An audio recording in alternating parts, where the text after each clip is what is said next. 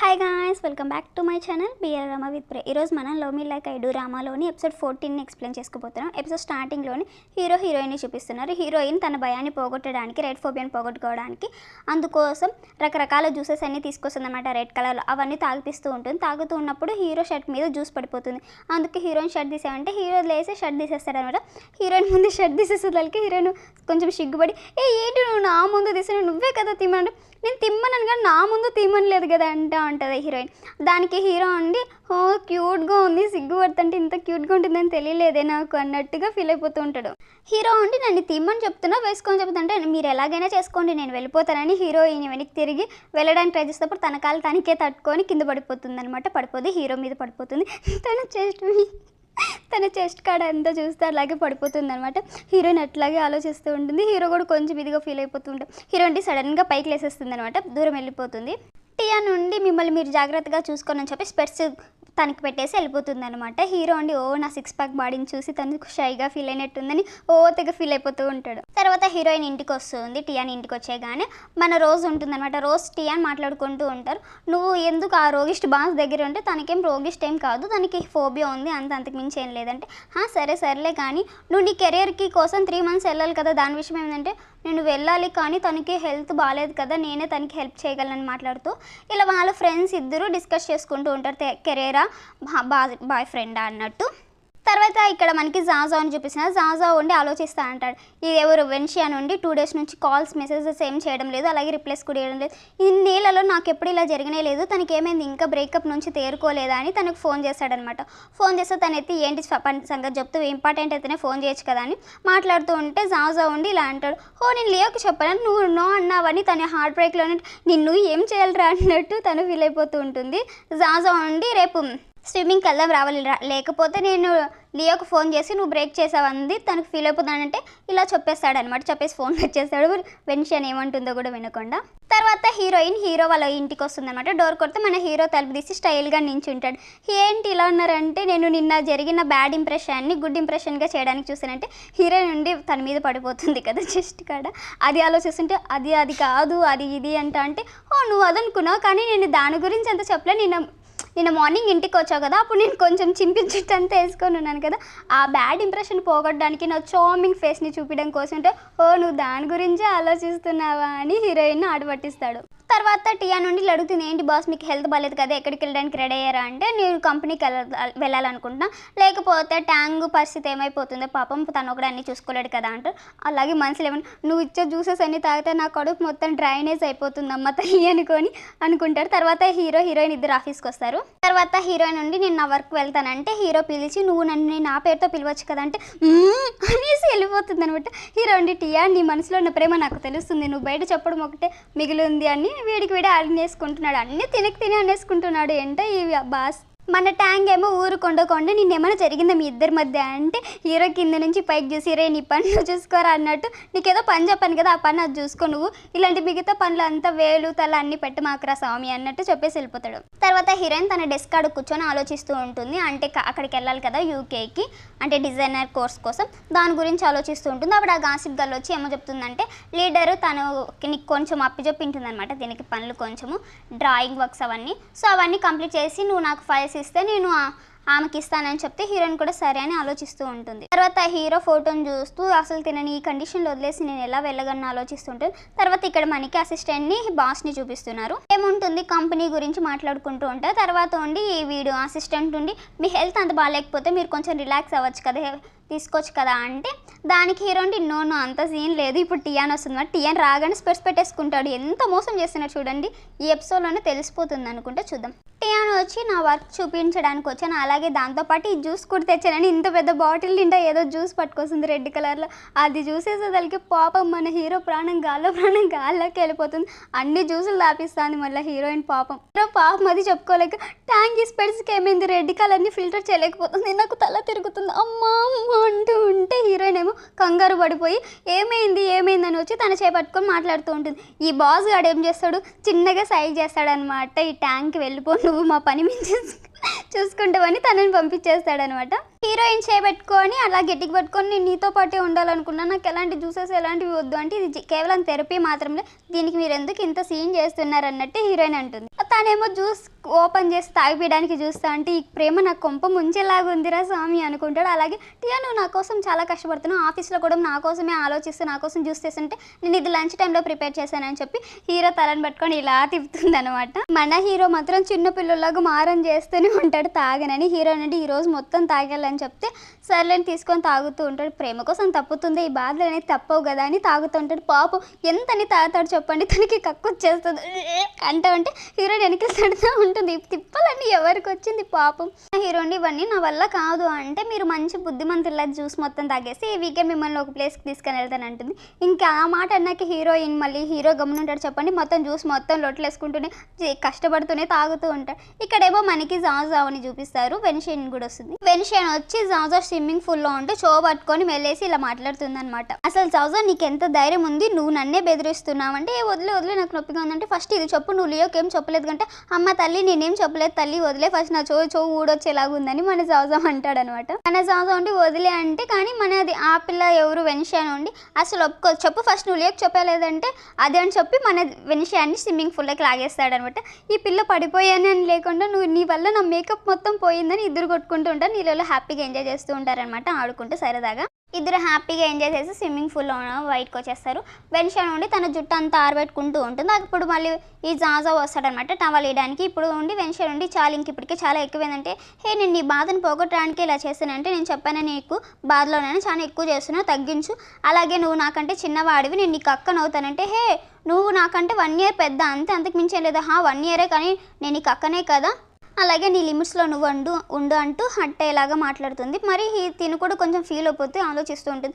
జాజా ఉండి ఇలా అడుగుతాడనమాట, ఆ రోజు నా మాటలన్నీ విన్నావు కదా, నీకు నా ఫీలింగ్స్ ఏంటో కూడా తెలుసు కదా, అందుకే నువ్వు నన్ను అవాయిడ్ చేస్తున్నావు కదా అని అడుగుతూ ఉంటే వెన్షన్ ఏం చెప్పాలో తెలియక ఆలోచిస్తూ ఉంటే జాజా ఇలా అంటాడు, సరే ఏం పర్లేదు నేను లిమిట్స్లో నేను ఉంటాను, నేనే లిమిట్స్ క్రాస్ చేసి బిహేవ్ చేస్తానని చెప్పి అక్కడ నుంచి వెళ్ళిపోతాడు. తర్వాత ఆయన మనసు ఒప్పుకో పాలి ఎన్నిక్కి వచ్చి టవల్ తన మీద కప్పి కోల్డ్ చేస్తుందని ఏం మాట్లాడకుండా తన మీద వేసేసి వెళ్ళిపోతాడు అనమాట. వెన్షన్ ఆలోచిస్తూ ఉంటుంది, ఏమైంది వీడికి, నేను ఇంతలా మాట్లాడినా కూడా వీడు మళ్ళీ నా మీద కేర్ చూపిస్తున్నాడే, వీడు ఏంటి పిక్చర్లో బిహేవ్ చేస్తున్నాడు, ఇంత ప్రేమ ఉంది అన్నట్టు కొంచెం లైట్గా థింక్ చేస్తూ ఉంటుంది అనమాట. అలాగే వీడి ఫీలింగ్స్ గురించి నాకు ఎప్పుడూ తెలియలేదు ఎందుకు అంటూ తను కొంచెం ఆలోచిస్తూ అయోమయంలో ఉంటుంది. ఇక్కడ మనకి థీమ్ పార్క్ని చూపిస్తారనమాట. అంటే హీరోయిన్ చెప్పింది కదా వీకెండ్కి నేను మిమ్మల్ని ఒక చోటుకి తీసుకెళ్తాను, అది ఎక్కడికో కదా ఇక్కడికి అనమాట. టియా నువ్వు చెప్పింది ఇన్ని రోజులు దీనికంటే అవును ఇదే అని చెప్పి తనని తీసుకొని వెళ్తారు. వీడేమో జెయింట్ వీల్లో కూర్చొని అయ్యో చేతులు వణికిపోతే తనది టియాని చేపట్టుకొని ఉంటాడు. జెయింట్ వీల్ ఎక్కి భయం అనమాట. అంటే నాకైతే జెయింట్ వీల్ ఎక్కడం చాలా ఇష్టం, మీకు ఇష్టమో కాదో కామెంట్ చేయండి, బట్ నేను ఇప్పటికి ఒకసారి కూడా ఎక్కలేదనమాట, అది మన పరిస్థితి.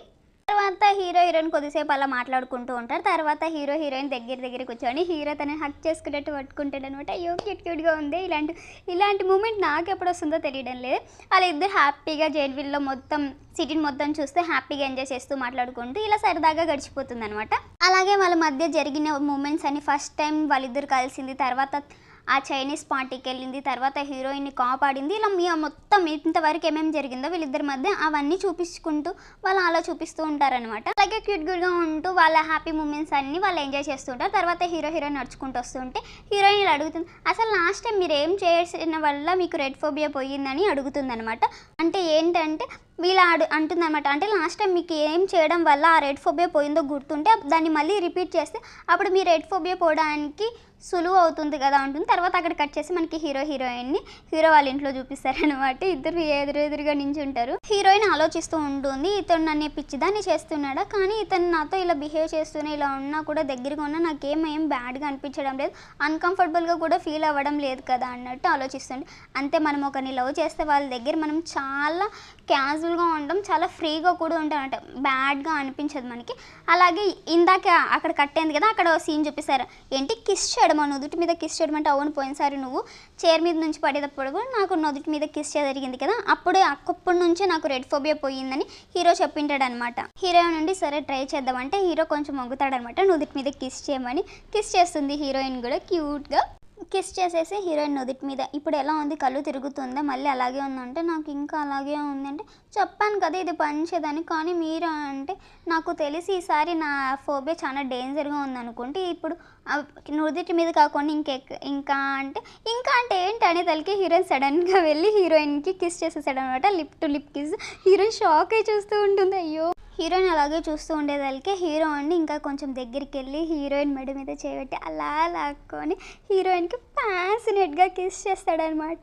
ఇద్దరు అలా కిస్ చేసుకుంటూ ఆ రొమాంటిక్ ఫీలింగ్ని ఆ ఫస్ట్ కిస్ని ఎక్స్పీరియన్స్ చేస్తూ ఎంజాయ్ చేస్తూ హ్యాపీగా ఉంటారనమాట.